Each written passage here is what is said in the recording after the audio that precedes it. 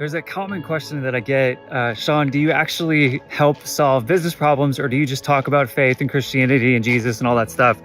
And the answer is absolutely yes. For the first, better half of my career, the first 10 years of my career, I focused a lot on telling stories that directly impacted sales within organizations. So raised millions of dollars for nonprofits, did building fundraiser campaigns, Fortune 500 events.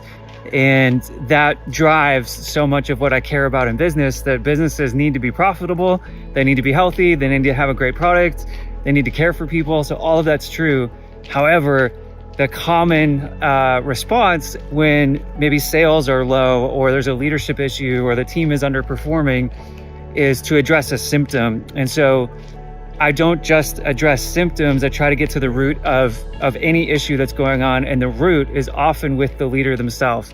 It's not just the system, it's not just the symptom.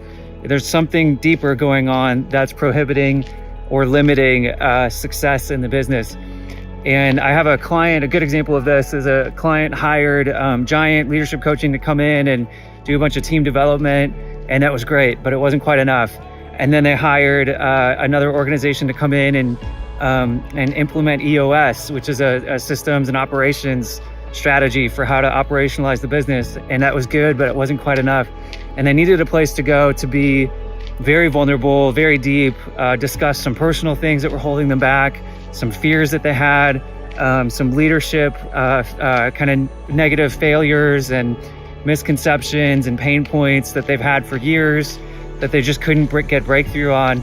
And those were the things that we focused on. And once we focused on those things, the systems improved, the team culture improved, the success of the company improved. And so there's always a multi-layered approach. And I am strongest in the leadership identity, faith-based.